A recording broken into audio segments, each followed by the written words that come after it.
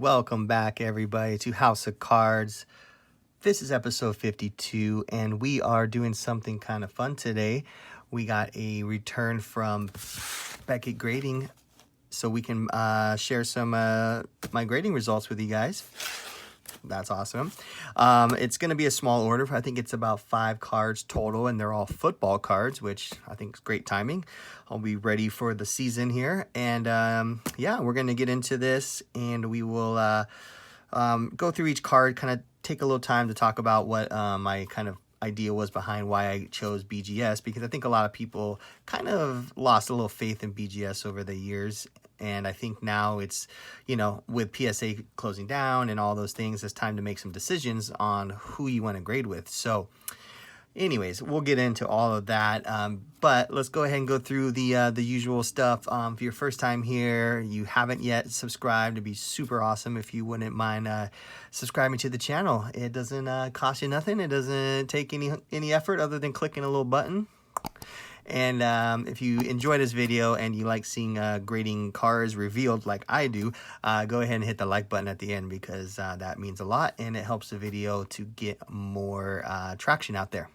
All right, now that all the pleasantries are done, I'm going to kind of talk about a little bit on the timeline for this, because I know people are very, you know, hot on how quick things are, or long things are taking to get back. So I sent this order in at the end of October. So I think it literally arrived in their system on October 30th. And something I got to note too about Beckett is, while they have their challenges and so on and so forth, they are really good about entering things into their system is like right away. Literally like less than a week after you ship it out, it will show up in their system and their clock starts then. It's not like PSA where it arrives and then there's this like lag between the arrival date and then when it actually gets entered. So with Beckett, it's kind of nice because once it's marked as arrived, that's basically when their clock starts. So there's no gap there. I've had a couple PSA orders still not even entered in, you know, a month and a half or longer, you know, from the day that they said that it's, you know, arrived in their warehouse. So that's kind of disturbing. Anyways, the other part of this too is it didn't take as long as I thought it was going to take. So again, like I said, end of October, sent it in, and it just got back to me today. And today is April 7th. Something like that. Anyways, early April. So basically November, December, January, February, March, April. So about 6 months on the button. So that's pretty much, you know, what they've been telling people is about 6 months. And this is for their standard. This isn't any express level or anything. So we'll kind of show you all the details here on the screen about how much I paid per card and so on and so forth. So anyways, 6 months later, here we are. We have something to open and look at. So without further ado, let's get into this. All right.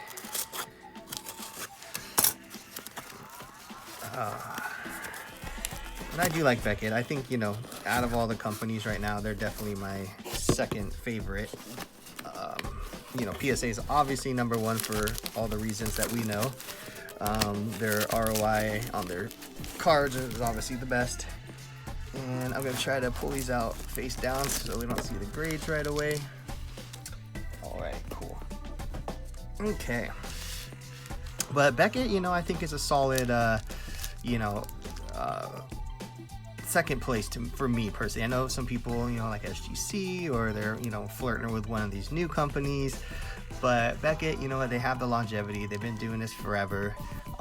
I don't think they're going to be, you know, going away anytime soon. They're not like these flash in the pan grading companies that come and go.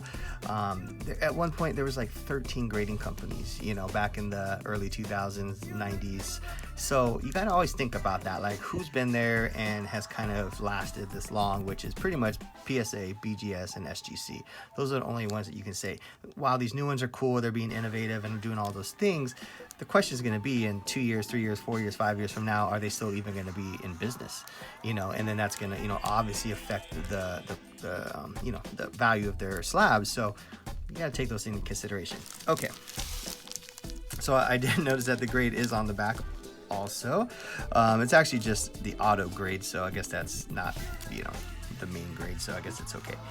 Okay, so in this order, like I said, it's all football. There's 5, 1, 2, 3, 4,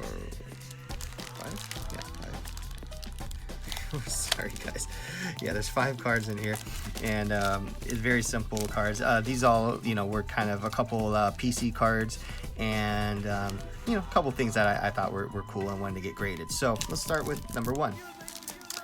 Very cool.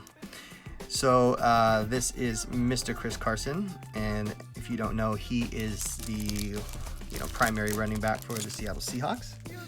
I personally think he's a little underrated as a running back. He's pretty solid.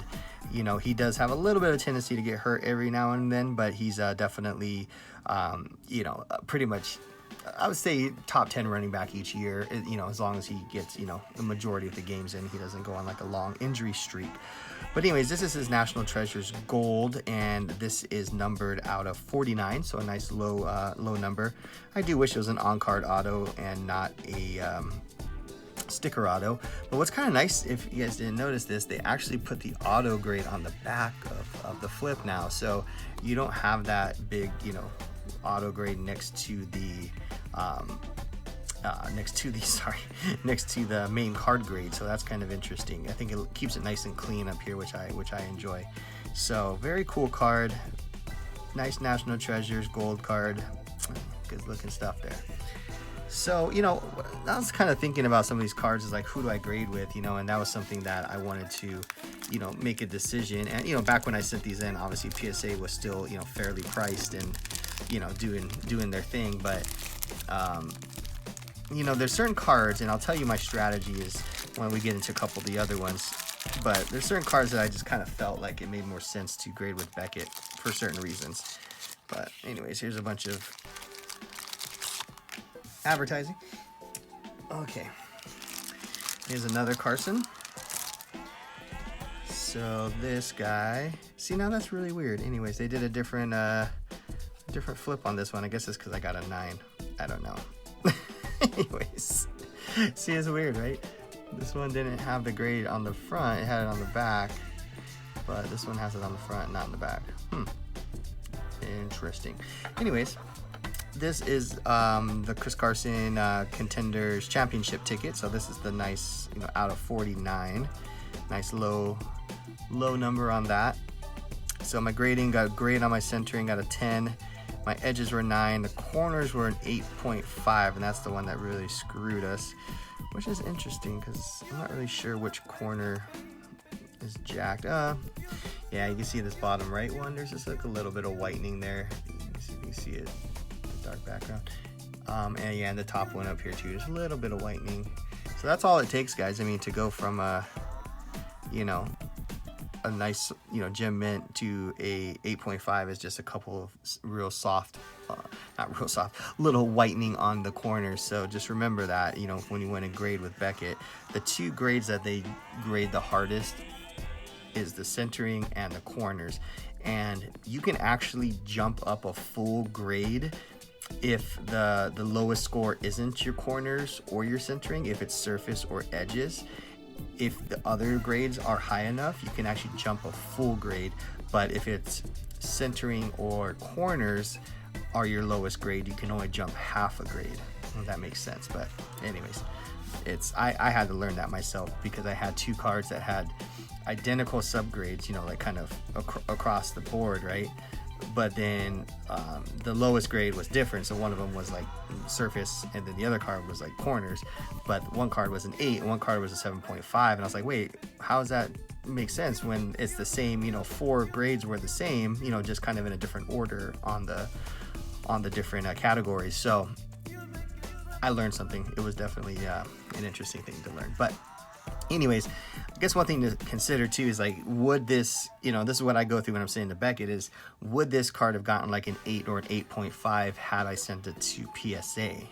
Because it did have those 2 white corners, and PSA is a little bit harder in my opinion. So you can use Beckett's sort of, subgrades to kind of help you sometimes when a card you think may not quite do as well at PSA. You might actually do better at Beckett just because they have the different weighted, system. So there you go. All right, number 3. Take this out of here.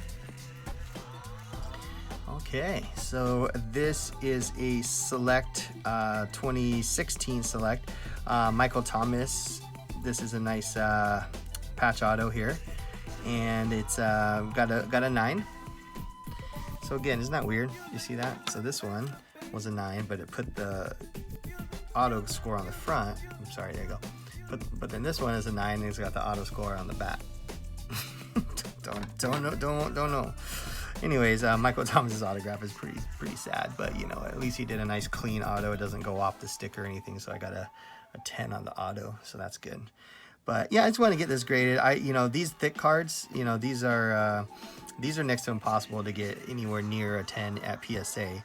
So that's kind of my strategy here. Was I went with Beckett because I figured, if the centering is good and the edges are good and those things are decent, then I can, probably get a decent grade. And a 9 for a thick card is actually a pretty good grade. So obviously would have loved the 9.5. They say my surface was an 8.5, which again, I don't know. I can't remember. It's been a while, like what surface issues might have been there. It's hard to with patch cards because sometimes the edges of where the patch is located can get jacked up a little bit. But yeah, your surfaces is that one thing where you just... I think it's probably the most overlooked grading aspect of cards is surface, because I think people are always so focused on centering and corners that they forget about the surface. But there you go. It's a nice Michael Thomas rookie. Yeah. All right, and these next two are my main man, my main PC, Mr. Russell Wilson. So here's the first one. Awesome. Really excited about this. So got a nice Gem Mint 9.5 on the orange, and actually got this for a killer deal. Just really, haggled over this, what to do with this card. I had a feeling that if I sent it to PSA, it wouldn't do better than a 9, but I figured since it was really strong, except the centering is just, ever so slightly off. So they gave my centering a 9, and then they gave everything else a 9.5. So it's considered a Gem Mint. A true gem would be all 9.5s. A Gem Mint, a true gem plus would then have 10s in there also. So anyways, I feel pretty good about this because these chrome refractor cards are not the easiest cards to grade, just because a lot of surface issues, especially when they're this old. This is 2012, so it's been, they've been out there in the wild for quite a while. So when you're buying stuff raw, you always got a chance of it not being great. So pretty happy this one is in good shape, and yeah, I can't complain. And also to note, all of these cards were purchased off of eBay, so none of these were pack pooled. So again, it's just a little bit of that luck of the draw of getting a good seller that's not selling you some beater. You gotta worry sometimes. Trust me, I got plenty of beaters, but once in a while you get some good sellers that actually sell some nice cards. All right, and the last one. This one is probably the most valuable of all of them. So this also is a Russell Wilson, but as you can see on the back here is a serial number out of 499. So this is the purple parallel, and wow, this one got a 9.5, but it has 2 10s. Look at that, pretty sweet. The centering again is a 9 because it is slightly, top to bottom. If you guys can see that, I know the purple is kind of hard to see in the light here, but the top is slightly heavier than the bottom, so that makes sense. And again, just because of that, this card at PSA would have gotten a 9, but because the other subgrades are super good, I can bump it up to a 9.5 at BGS. So that's kind of my strategy with BGS. If the card has like a singular flaw, it can't be anything major. It can't be like a bang corner or something, but if it has, let's call it a minor single flaw that will probably not allow it to get a PSA 10. My suggestion would be go with BGS, and you probably have a pretty good chance of getting a 9.5, which still carries slightly more value than a PSA 9.